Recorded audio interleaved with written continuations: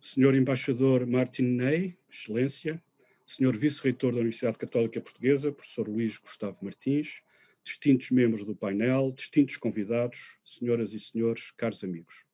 Gostaria de começar por agradecer a presença de todos nesta sessão solene de encerramento da 28ª edição do Estoril Political Forum, e esta sessão solene de encerramento, como todos sabemos, é a Konrad Adenauer Memorial Lecture.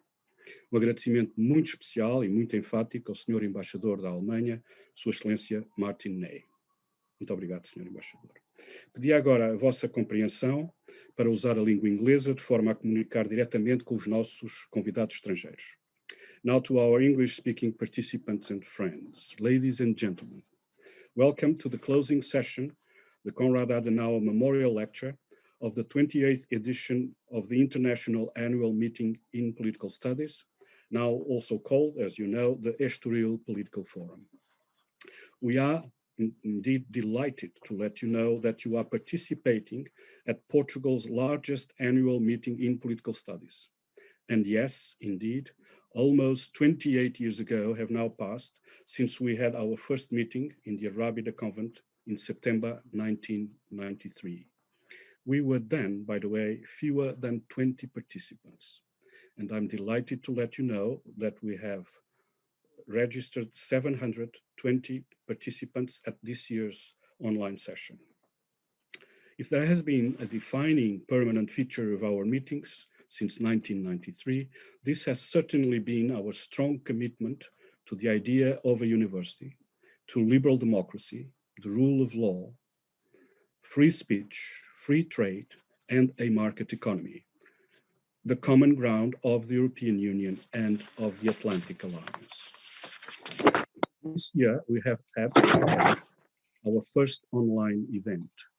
We all are sorry to miss the gentlemanly in-person conviviality of the Estoril Palace Hotel, but we are delighted to let you know that we have already reserved the Palace Hotel for next year's Estoril Political Forum. You are all invited to join us again next year, hopefully in person at the charming Estoril Palace. And please pencil in the dates of June 28, June 29, and June 30. It's all reserved now. The whole hotel is now reserved. It is now my pleasure to express our gratitude to all the distinguished speakers of this panel. His Excellency Martin Ney, Ambassador of Germany in Lisbon, who gives us the very special privilege and pleasure of being the main speaker at this Konrad Adenauer Memorial Lecture. Mr. William Hofmeister, Director of the Konrad Adenauer Stiftung for Spain and Portugal, who has sponsored the Estoril Political Forum for several years now, and that has just announced a new program of Konrad Adenauer scholarships for our master's students. Mr. Konstantin Osterman von Roth, Chairman of ASBAL, Associação São Bartholomew dos Alemães em Lisboa, who has been supporting us for many years, including a very generous award for our students. Mr. Henrique Bournet, President of EPF Alumni Club, to whom we are delighted to thank his commitment to creating a home atmosphere to our former students. Vice Rector Professor Luís Gustavo Martins, who will kindly close our session on behalf of our Rector, Professor Isabel Capello Gil, who is also, as you know, the President of the International Federation of Catholic Universities. Without further ado, it is now my privilege to give the virtual floor to our very good friend, Mr. William Hofmeister. Dear William, the virtual floor is yours. Thank you very much, Professor Espada, and good evening to all the speakers and panelists and participants of the Estoril Political Forum. As all of you, I regret very deeply that it was not possible to hold the forum as every year in Estoril and in physical meeting, but we very much hope, I very much hope that your words come true, Professor Espada, that next year we will have the opportunity to meet in person at Estoril and to engage again personally in this very important, very relevant debates we have always among international scholars and participants from all continents nearly. at Estoril in the context of the Estoril Political Forum. It is really an amazing event, and Professor Espada referred briefly to the beginnings years ago when it was a small group, and so I just have to congratulate you, Professor Espada, for the success, for the development of this Estoril Political Forum. For us at the Konrad Adenauer Foundation, it's a great honor and a pleasure to cooperate with this very important event. For our institution, it is relevant because we also learn a lot in the topics that are debated at the Estoril Political Forum. The topics are very relevant, as this year's topic about the Atlantic Alliance, the European Union, and democracy. I had the opportunity to speak already about that topic. And I'm very happy that this night we have our distinguished ambassador from Germany, Martin Ney, as the speaker for the Konrad Adenauer Memorial Lecture, 30 years after the 2+4 process on German unification and its lesson for Europe today. Some weeks ago, we celebrated 30 years of German unification.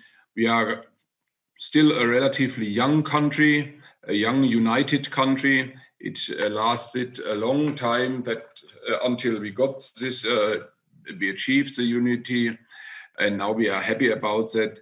But we know all that we have a lot of things ahead to do in Germany as well as in Europe.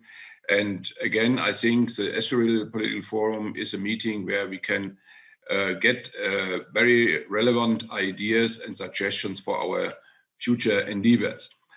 Without further ado, I will hand over the floor now to the speakers. Thank you very much again, Professor Espada. Thank you all participants for the possibility to participate in this important event.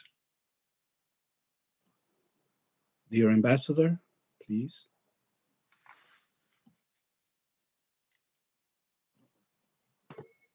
Yes. Yeah. Can you hear me? Distinguished Chairman and hosts, ladies and gentlemen, what an honor and indeed pleasure to speak at the Estoril Political Forum at this august university, the Cattolica. Thank you so much for this invitation. When I add the justification of speaking to you tonight is that at the time during the 2+4 negotiations, I was the legal advisor on the West German side. I sat in on all negotiations, drafted most of the texts of the treaty. I chaired the committee of legal advisors, and indeed I also wrote the law for the German Bundestag to ratify the treaty. So I was not only witness, I was actually also a participant in these negotiations. I'm a career diplomat and was later on in Washington, in New York, in Bosnia, ambassador to New York and ambassador to India. And the culmination of all is Portugal. Now, the 2+4 process on German unification and its lessons for Europe today. Nobody could predict the fall of the Berlin Wall nor German unification. At the time in 1990, the Zeit, it's a weekly newspaper, wrote, unification came not as a deed, but as an event. So to understand German unification and the 2+4 process, we need to start a little bit earlier than 1990. What I intend to do in the next 20 minutes is, I can divide in three parts. First, to give you a brief reference to the time before 1989, because that's the framework in which the 2+4 negotiations took place. Then I talk about the 2+4 process in the year 1990, and then I draw the conclusions for Europe today. And at the very end, I brought you two pictures of the signing ceremony, and I will tell you a very funny story about that signing ceremony. But before that, the serious part. So let's start with the situation before 1989. I will not bore you with the Cold War, the end of World War II, the Potsdam Agreement, all is relevant. The arms race deterrence, all the efforts of detente that are associated with Willy Brandt at the end of the 60s, beginning of the 70s, the Ostverträge between West Germany, the Soviet Union, and Poland, 1970, with East Germany 71 and 72, and with Czechoslovakia in 73. But what is important, because it led, it actually provided the groundwork for what we were facing pre-1989, was the Csce Treaty of 1975 that we had to negotiate for 2 years. It's important because of 2 reasons. The Csce Treaty of 1975, in that treaty, all states recognized the present status quo of territorial changes that were made in 1945. That means the annexation of Eastern Poland by Russia and the pushing west of the whole of Poland. Silesia and Eastern Pomerania became Polish. But at the same time, while recognizing it in one chapter, in the other chapter, it opened the door for peaceful change. So the recognition was not a permanent one.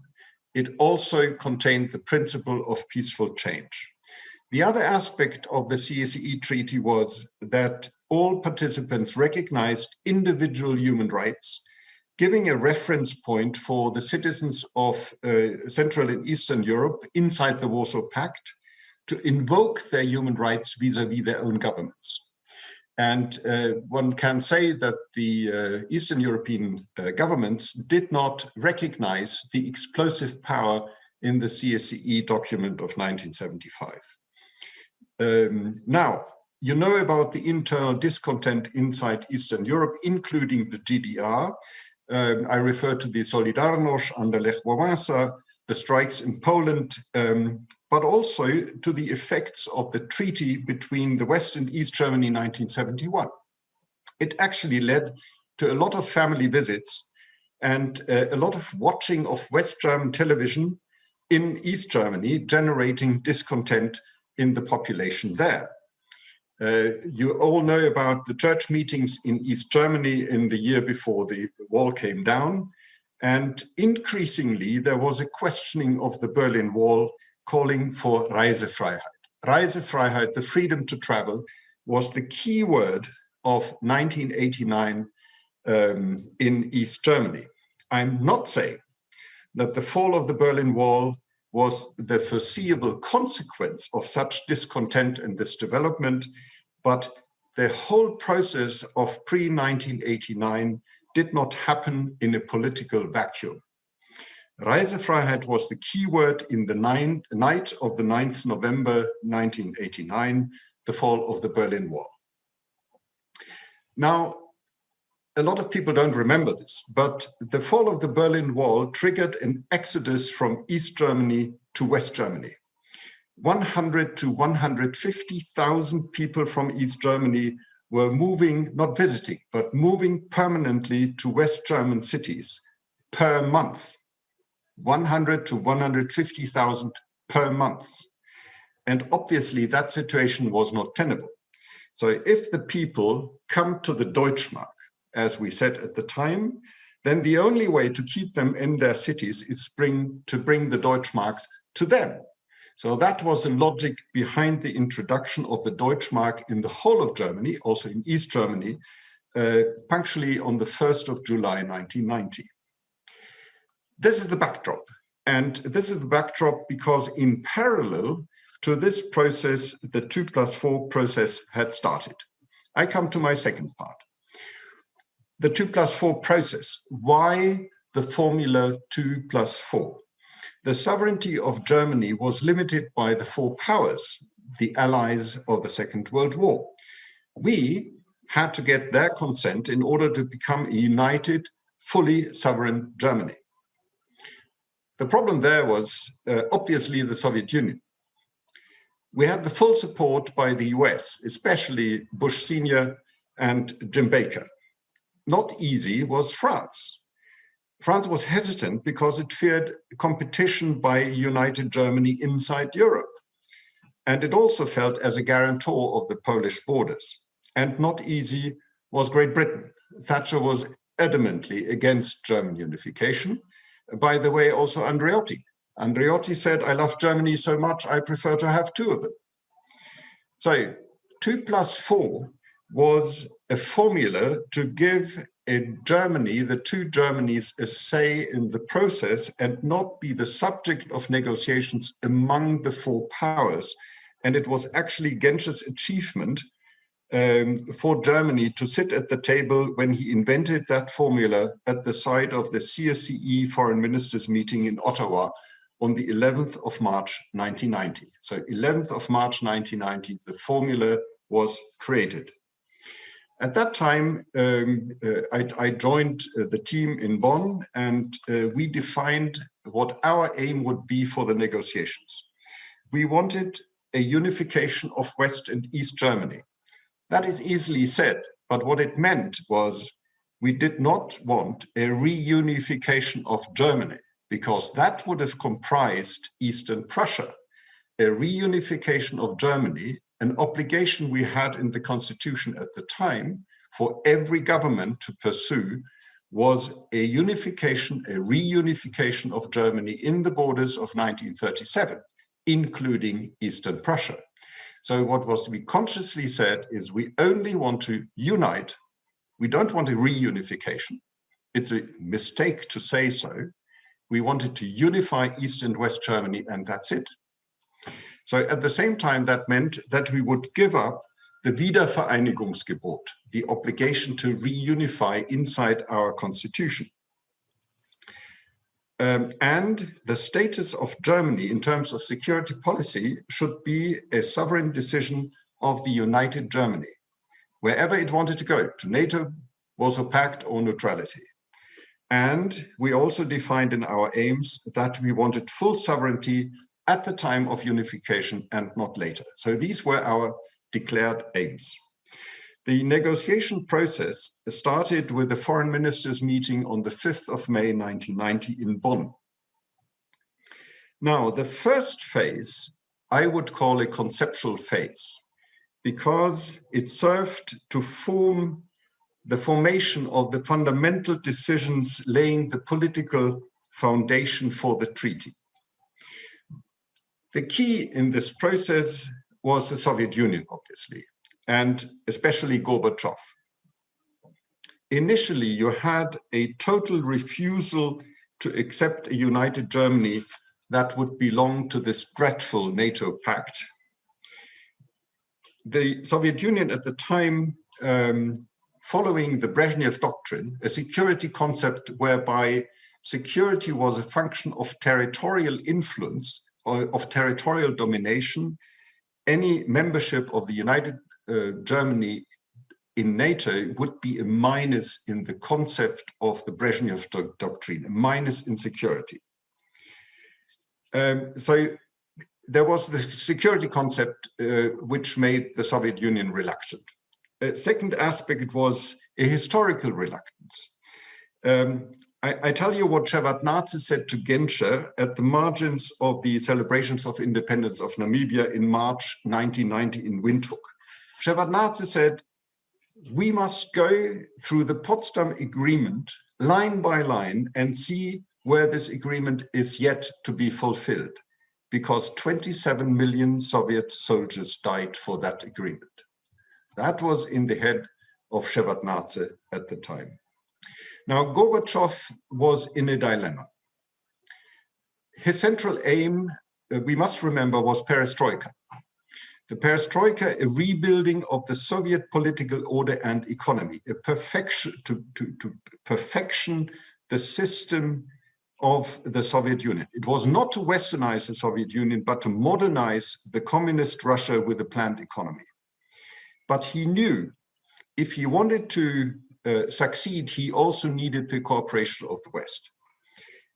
If he would intervene militarily, like the Soviet Union did in 1953 in Hungary or 68 in Czechoslovakia, he would immediately lose the political support of the West, and with that, the economic access to the Western market. And the access to the Western market he would need for the success of the perestroika. So he was in a dilemma. He couldn't intervene militarily, but he didn't know what to do else. So we needed to help Gorbachev if we wanted to make progress in the 2+4 negotiations. and we invented several elements how to proceed. The first one was within the CSCE framework. We created a new security notion in the Paris Charter for a New Europe in 1990. The new security concept was called Indivisibility of Security. I explained that the Brezhnev doctrine, security was a function of territorial influence. The indivisibility of security said security of one partner is inseparably linked with the security of the other partner. Either both become more secure or will lose in security. It was a revolutionary concept that was actually shared by the Soviet Union at the time. The other element were Baker's 9 points of the 15th of May. Baker assured the Soviet Union that they would be prepared to reduce nuclear and conventional arms. They would grant a transition period of Soviet troops to be stationed in East Germany, 400,000 troops. They would assure that Germany would renounce on atomic, biological, chemical weapons, and there would be no stationing of NATO troops in the GDR territory. The Baker's 9 points were very important to the rethinking in Moscow. And very important were the meetings of the Warsaw Pact on the 6th of June and of NATO on the 8th of June. They were scheduled and both declared that they would renounce to overturn existing borders by force. A very important mutual gesture on the 6th and 8th of June. Now, that all were the three elements leading to a rethinking in Moscow. And when Kohl and Gorbachev met on the 17th of July in Chernovodsk, it was time to harvest with Gorbachev a potential agreement of the 2+4 agreement, because the two hammered out the principles of a potential agreement. First point, the lifting of the 4 power rights and responsibilities. Second point, the united Germany could determine its own security alliance, including possibly NATO. Third, while there are still Soviet troops in the GDR, no NATO troops would be stationed there. Fourth, the Soviet Union would withdraw its troops within 3 to 4 years. Can you imagine, within 3 to 4 years? Later on, it was accelerated. Germany would conclude a treaty with the Soviet Union to ease the effects of the introduction of the Deutschmark. That was euphemism to say we paid 7.2 billion Deutschmarks in order to pay for the Soviet troops to be stationed in East Germany and to withdraw later on. And Germany, last point, would renounce on ABC weapons. One more point, Germany would also reduce its armed forces from 495,000 men to 370,000 men. These were the 6 points of Chernovodsk between Kohl and Gorbachev on the 17th of July. Now, from that moment on, the concept was done. It was technical negotiations to get this thing on paper. And that was started with the foreign ministers meeting in Paris. Also, the Polish foreign minister Skubiszewski visited because we talked about borders. And France at the time still wanted to withhold the 4 power rights until the united Germany would then recognize the Polish borders and ratify that in parliament. That would have prolonged our non-sovereignty until at least the end of 1991. So there was a lot of convincing still to be done. The decisive final negotiations happened in East Berlin from the 3rd till 7th of September 1990. In a separate room, the Committee of Legal Advisors, over which I had the honor to preside. And the task was for us to get all 4 language versions to express the same political meaning. 3rd till 7th of September. A weekend in between, on Monday, we continued in Moscow on the 10th. The foreign ministers would join on the 11th. And in the night from the 11th till 12th of September, it continues negotiations. we concluded the last bits at around 3 o'clock in the morning. Now, the legal advisors, after a few hours of sleep, they met in the morning again to see where the documents would be signed, how the joint protocol would be united with the main treaty, the orders of signatures, numbers, the cover, etc. All no details, because we didn't want to have the cover with the hammer and the sickle on our birth certificate. Many important points were still to be done. So the document, everything was last minute. The document was bound together. The language versions were bound together in the leather folder at the moment when Gorbachev entered the Oktyabrskaya Hotel on the 12th of September at noon. And 8 minutes later, the document was signed. So it was really in the last minute. I will talk about the pictures later on. But remember, with the signature, 2 things were still left open. The ratification of all 6 parliaments. Now, the problem was that Gorbachev had a constitutional crisis at hand. He was in a quarrel with the 7th People's Congress of the Soviet Union. So it was high time for Gorbachev to find the ratification. So all other 5 parliaments hurried, incredibly hurried, to ratify the treaty, to put pressure on the Gorbachev to do the same in the 7th People's Congress. Now, only after the last ratification, the treaty would enter into force. We were in September 1990, which means we had no chance to be sovereign at the day of unification. So the lawyers had to invent another trick, and it's called preliminary application of the 2+4 agreement. And that we actually agreed on the 1st of October in New York. And on the 3rd of October, Germany was unified, as you now all will understand, not reunified, as a sovereign country, and the 2+4 agreement was and is the birth certificate of the United Germany. Now, what is the significance of German unification? For Germany, it's clear. For Europe, Europe had been a single cultural space over centuries, and now it was reunited. We are talking 1990. We had a new security concept of the CSCE. The Security Council of the UN was deblocked. Peace building and peacekeeping was all of a sudden possible in Africa.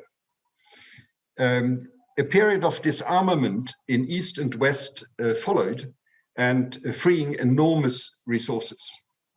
And we thought at the time in 1990 that the process achieved was irreversible, because we considered this an achievement of mankind. Were we wrong? Russia is back on the old notion of security, the Brezhnev doctrine. It had abandoned the new security concept of the CSCE and now destabilizing European security. Fundamental principles of democracy and human rights are being questioned openly again, not only by countries that never guaranteed them, like China, just look at Hong Kong, but also in Russia and even inside the European Union. In my opinion, German unification, because of its significance for the whole of Europe, has 2 fundamental lessons for the EU. First, we must defend our values, the principles of democracy and the rule of law in our foreign policy, and especially inside the European Union. This is our DNA. If we lose that, we lose the DNA of the European Union. Secondly, we can only do so, have these principles in our foreign policy as EU, if the European Union has the capacity to act. If it doesn't have the capacity to act, it can be the playball of the US, of China, and to some extent Russia. And in order to have the capacity to act, we need a faster decision-making process, especially in the common foreign and security policy, and we must be much better in our military cooperation. These are the two fundamental lessons. And now I would, in my last 2 minutes that I have from Konstantin, I would very much like to ask the technical team to show the colored photo of the signing ceremony on the 12th of September 1990. Here you have it. You see from the right to the left, you see Genscher, you see, no, the colored photo, please. The colored photo. This is the black and white photo. I come to that later. Yes, thank you. The colored photo, you see the whole 6 ministers. You see from the right to the left. No, the colored photo, please. And please stick to the colored photo.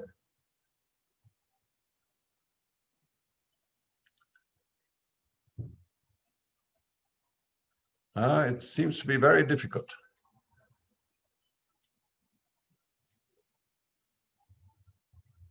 Could we have the colored photo, please?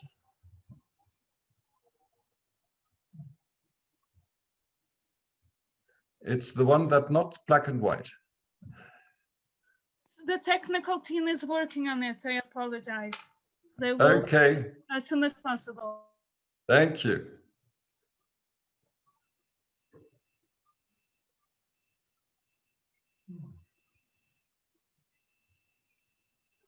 I explained the colored photo, so when it comes, we can be very brief on it.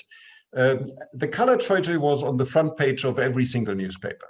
It was the official photo of the signing ceremony at noon on the 12th of September 1990. And you have the 6 foreign ministers. And if I recall correctly, from the right to the left, you have Genscher, you have de Maizière for East Germany, yes, here we have it, the Prime Minister and acting Foreign Minister. Then you have Dumas, you have Baker, you have Hurd, no, you have Shevardnadze, you have Hurd, and you have Baker on the left. The chief negotiators were behind, and also the legal advisors, a very happy bunch, and on the 12th of September 1990. And you see me by accident standing next to Genscher because I'm assisting him to sign the treaty, the very normal thing for a legal advisor. Now comes the much more interesting picture in black and white, please. Can we have the black and white photo, please?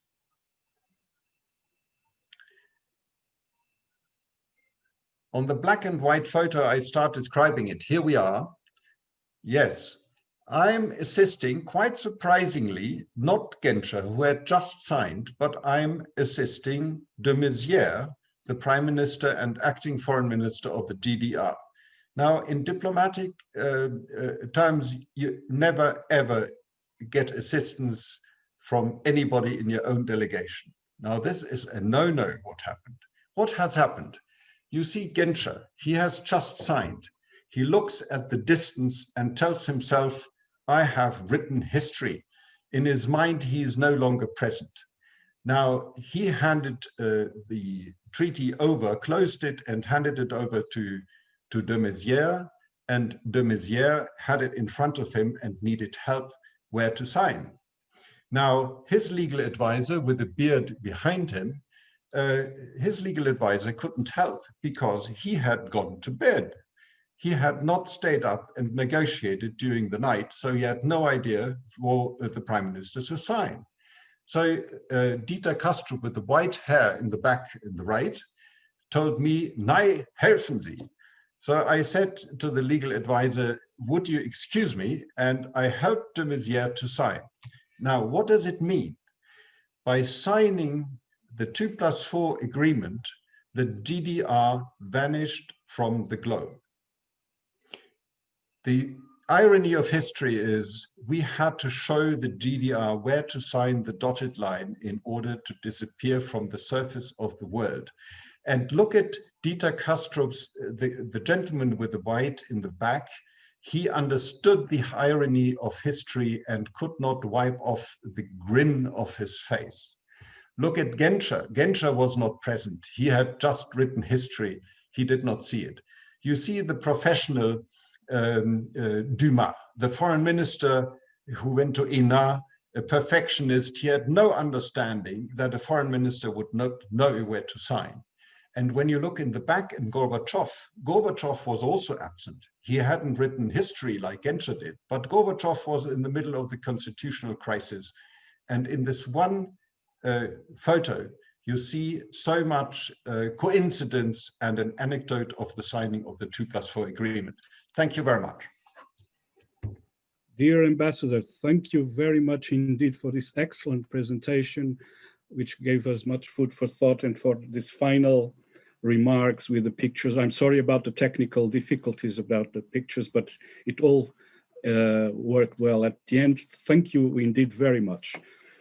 So I'm sure there will be lively debate and questions, but before we go to the Q&A part of our session, it is now my pleasure to give the floor to our very good friend, Konstantin Osterman von Roth, chairman of ASBAL, Associação São Bartolomeu dos Alemães, who has been supporting us, as I already mentioned, for many years, including a very generous award for our students. Konstantin, please, the floor is yours. Muito obrigado. Dear Mr. Ambassador of Germany, Dr. Martin Ney, dear Rector of the Catholic University, Luís Gustavo Martins, dear Professor João Carlos Espada, ladies and gentlemen, dear students. Good evening. I'm happy to be here again. As Mr. Espada already said, we've got already a certain tradition announcing the scholarship of the Associação São Bartolomeu dos Alemães at the, well, formerly it was called the Konrad Adenauer Memorial Dinner, now it's the lecture. In 2014, we had the pleasure to announce the St. Bartholomew Scholarship for the first time. Since then, almost each year, one of the EEP, Instituto de Estudos Políticos students, did not only apply for, but also received the scholarship. You may ask yourself what this scholarship stands for and why the Associação São Bartolomeu dos Alemães em Lisboa, ASBAL, the institution I represent, is financing it. The ASBAL was founded in 1290 by German merchants in Lisbon. Their members already made their living trading goods from Germany and Portugal and vice versa, proving that Luso-German relations look back upon a long history. Since 1290, the world turned to be smaller and much more complex.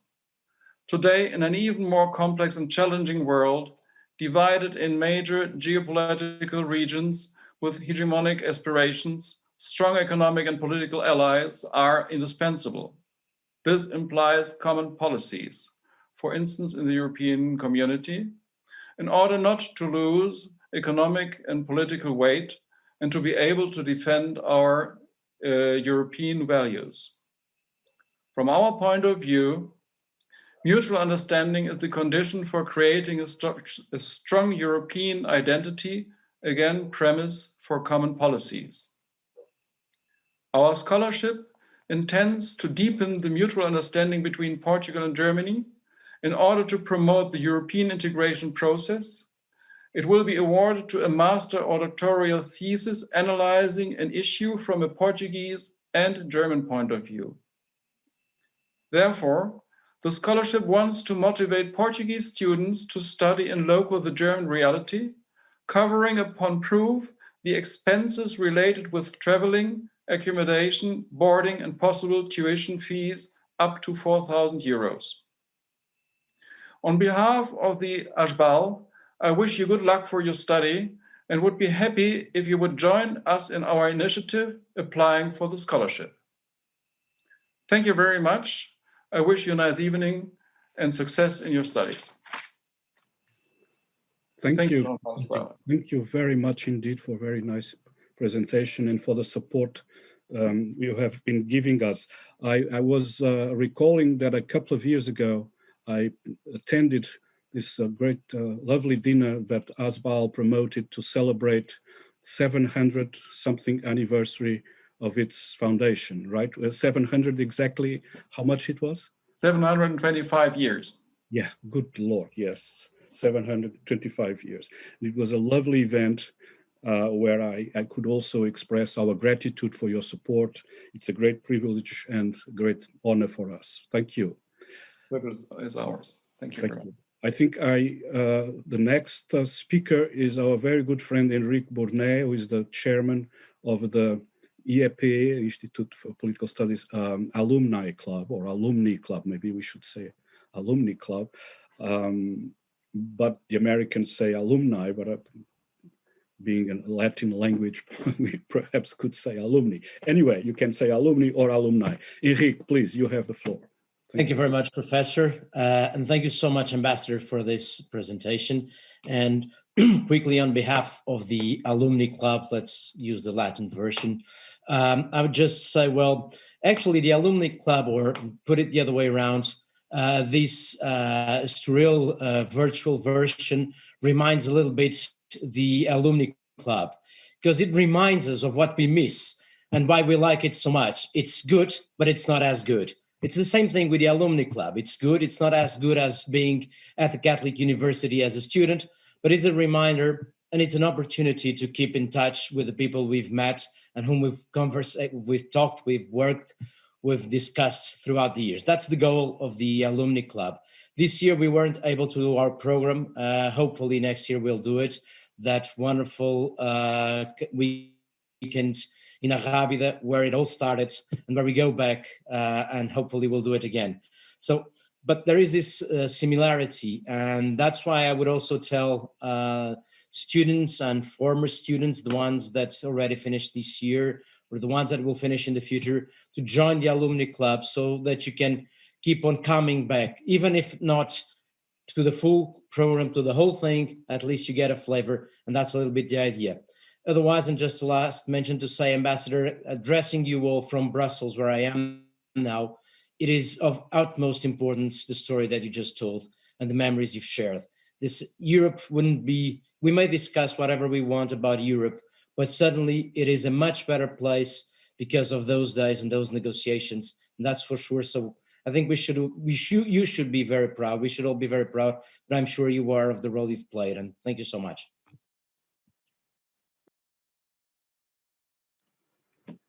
Thank you, Enrique, so very much for your words and for your support. And I fully subscribe to your address saying we need, our former students should, well, we have already lots of members of the alumni club, but they are all welcome, and we encourage them all to join. Thank you. Now, I think we can now move to the Q&A section, and then the Vice Rector will kindly close the session, yes? So I actually have two questions addressed to the Ambassador, but I mean, the other members of the panel are welcome to comment too if they want. So Konstantin and William, and also the Vice Rector and Enrique. But I have two questions, both from students, no, one from a student of ours and another one from a student of Universidade Nova de Lisboa. So the first one is about the role of Gorbachev. Shouldn't a greater value be given to Mr. Gorbachev's role, especially by us in the West, as he was the protagonist of a systemic level reform within the Soviet Union and the first to allow for the liberation of Eastern Europe and consequently the fall of the Berlin Wall and the process of German. Well, in short, shouldn't we give a greater role to Gorbachev? Then the second question coming from the student from Universidade Nova, what measures were taken by Stoltenberg to ensure the stability of the Deutschmark given the disparities between West and East Germany? And okay, so these are two questions. Dear Ambassador, would you like to address those two questions? But I wonder if our members of the panel would like to comment on the Ambassador's presentation. They are also welcome. Okay, but let me start with the question on Gorbachev. Gorbachev has an immense popularity in Germany and also in the West. And last but not least, he was awarded the Nobel Prize for Peace. At the same time, I must say Gorbachev was a tragic figure because in my personal opinion, he received the Nobel Prize for something he never intended. we think, and for that he received the Nobel Prize, that he actually broke up the Warsaw Pact, that the effect of 1990 was 1991, the end of the Soviet Union, and a better security understanding between East and West. Gorbachev only partly, if at all, intended that. His perestroika was in order to make, to perfection the Soviet economy and political system. He wanted to reform the political system and put the economy on a sound footing and adapt to the modern markets. But he did not want to give up the Soviet Union. He did not want the breakup, and he did not want to lose the cohesion of the Warsaw Pact. So in fact, he received the Nobel Prize for something we value him for, but that he never intended in the first place. So should we give him a greater role? I think he received the greatest role, or received the greatest recognition with the Nobel Prize, but we should also see him as what he actually intended to do at the time. I leave the second question on the stability perhaps to Wilhelm Hofmeister. William, please. Would you like to? You are still mute. Microphone is still mute. We are not hearing you. You need to unmute the microphone. Okay. Can you repeat the question, please? Now you are mute. I'm sorry, and now I was muted. Yeah. Well, this is all very complicated. Right. What measures were taken by Stoltenberg to ensure the stability of the Deutsche Mark, given the disparities between West and East Germany? Yeah. Well, I'm not an economist, and I didn't live in Germany at that time. Unfortunately, I was very far, so I cannot. The immediate thing was obviously that it was a change, 1-to-1.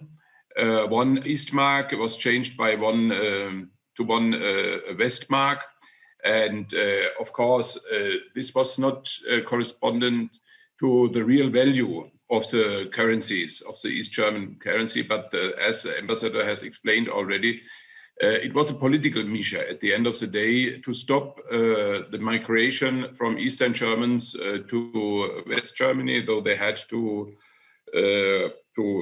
invent something which was rejected by a lot of economists in Western Germany, because they said this will bring a heavy burden for the Western German economy and for public finances. It was true.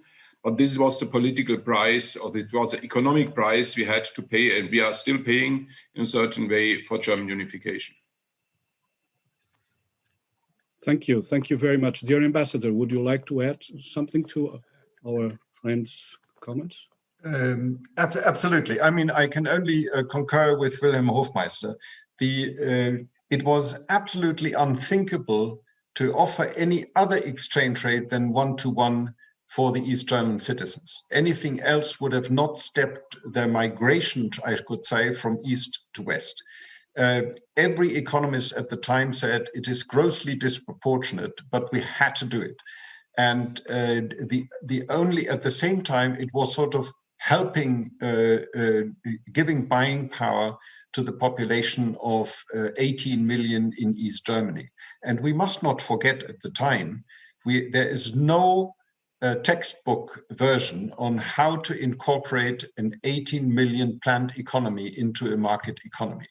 We were in a situation of having to invent it without having a textbook version of it. And so many mistakes were made, but Kohl's decision was absolutely 100% correct. We knew we were making mistakes, but we had to do it. There was no alternative. At the time, La Fontaine put up the question in the Western newspapers, oh, wouldn't that be slightly too expensive, the unification? I think that was politically false, to say the least. If we were to grasp the kairos at the time of German unification, we only had a very short moment of the historical window the window that opened from the fall of the Berlin Wall till Gorbachev was actually brought down in 1991. If we hadn't finished in that particular time period, including ratification of the 2+4 agreement, Germany would not be unified. And we must not forget the ingenuity of Kohl to grasp the historical chance, knowing there would be mistakes made on the way. Thank you, dear Ambassador. Thank you very much. And thank you, William, too. I have now one, I think, a final question. Comes from my colleague, Professor José Miguel Sardica. And the question is, thanking the German ambassador, my question is about the UK. How did the 2+4 negotiation curb Thatcher's opposition to the unification, and on what grounds did the UK foreign minister sit at the September 1990 ceremony? And if I may, dear ambassador, add a question. I was intending to ask a question about this too, but my question would not be only about the UK, but also about the opposition that you mentioned very vividly from France and Italy. I mean, could you give us some insights of how that opposition was superseded? Thank you. Yes, the political consensus inside the Western family was not obvious. The most valuable factor in that was Jim Baker, whom I value extremely highly, and Bush Senior. They were adamantly in favor of German unification. And in the light of their support, open support, bluntly open support for German unification, it was extremely hard for France and UK to sort of not to support it. And so the support in London and in Paris was much less vocal, but it did come out. I still remember at the end of May, the legal advisors were in Paris, and we were sitting down and drafting a possible time schedule for unification. Mind you, in our wildest dreams, we had never planned that by October we would be through. We were envisaging a period of perhaps 8 months to a year, still in May 1990. And the French legal advisor made it clear they had a completely different timetable in mind. At first, within 8 months or a year, German unification. And then the United Germany would have to sign an agreement with Poland, and that would go through the Parliament of United Germany. And then in a later stage, perhaps in 91 or 92, the four powers would lift the four-power rights. It was politically totally unacceptable. And I do remember at the lunch break in Paris, I went to the American legal advisor and also to an old friend of mine who was a British legal advisor and said, for heaven's sake, can you please talk to the French colleague? This is politically untenable. We are historically in a momentum that we cannot stop by this way. But in these little points, you could sense there were elements of holding back both in London and in Paris at various levels. I must say, Hurd did what he could in order to support it, but he had a total disagreement also with Thatcher, and he had to fight internally in order to justify his role, his positive role in the 2+4 negotiation process. And Dumas was marvelous, but also Dumas had his homework to do. And we were just lucky that Italy was not among the negotiation partners. What we did on our side was to have monthly briefings in Brussels about the progress of the 2+4 negotiations and monthly briefings at NATO. So we had a program of full transparency in order to alleviate worries in the Western community during the process of negotiation. Thank you, dear Ambassador. I'm glad to say that I have just received another question. We don't have time for more questions, but anyway, I've just received another question from our friend James Muller, who is professor at University of Alaska in Anchorage, and is with us from Alaska. But the point is the chairman of the board of academic advisors of the International Churchill Society. And he had a question that came just when you started responding, saying, could the ambassador tell us a bit more about the role of James Baker in the process? And you were just mentioning James Baker at the time when the question came in. So I think it was a very nice coincidence. Thank you very much indeed. We now have 5 minutes to go. And it's now a great privilege to listen to the Vice Rector, Professor Luís Gustavo Martins, who is going to close our session. Thank you all very much. Professor Gustavo Martins. Thank you, Professor João Carlos Espada. So, Your Excellency, Ambassador Martin Ney, Ambassador of Germany in Lisbon, Your Excellency, Dr. Wilman Olfensmeister, Director for Spain and Portugal from Konrad Adenauer Stiftung, Madrid, Your Excellency, Dr. Konstantin Osterman von Ross, President of Associação São Bartolomeu dos Alemães in Lisbon, Your Excellency, Dr. Henrique Bournay, Chairman of IEP Alumni Club Lisbon, let's use the Latin version, dear Professor João Carlos Espada, Director of the Institute for Political Studies at UCP, dear professors, esteemed students, ladies and gentlemen.